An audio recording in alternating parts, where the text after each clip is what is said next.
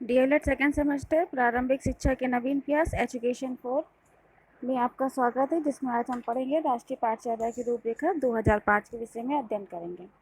अगर हम लोग वन लाइनर में आज देखें कि एक लाइन के आंसर में देखें 2005 क्या है राष्ट्रीय पाठ्यचर्या की रूपरेखा, जिसमें पहला क्वेश्चन अगर हम देखें तो क्या है, विद्यालय शिक्षा का अब तक का नवीनतम दस्तावेज कौन सा है? एनसीएफ 2005। ठीक है, यानी विद्यालय शिक्षा का अब तक का नवीनतम नया सबसे राष्ट्रीय दस्तावेज एनसीएफ 2005 कहा जाता है। किस मंत्रालय के पहल पर एनसीएफ 2005 तैयार किया गया था? ये मानव संसाधन विकास मंत्रालय की पहल पर ये एनसीएफ 2005 तैयार किया गया था। नेक्स्ट, किसकी अध्यक्षता में विद्वानों ने एनसीएफ 2000 तैयार किया था? प्रोफेसर यशपाल। जो यशपाल समिति थी, इसके अध्यक्ष प्रोफेसर यशपाल थे, उनकी अध्यक्षता में ही एनसीएफ 2005 तैयार किया गया था।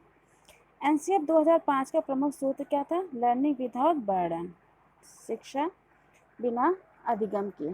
ठीक है, ये इसमें कहा गया था।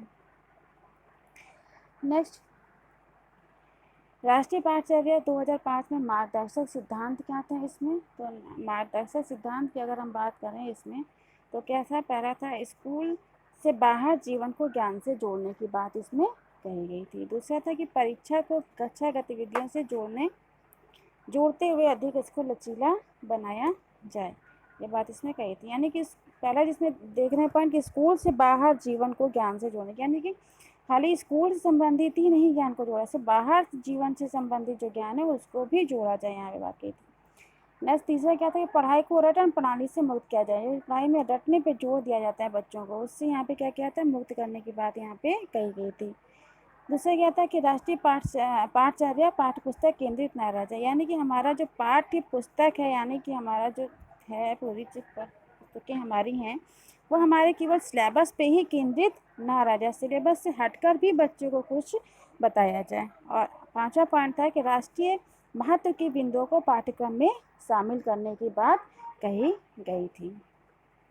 ये जो पांचों बातें कही गई थी, ये किससे था कि पाठ्यक्रम को व्यवहारिक बनाने पे जोर देने की बात कही गई थी और दैनिक जीवन से जोड़ने की बात इसमें कही गई थी, सारी चीज़ें जो थी।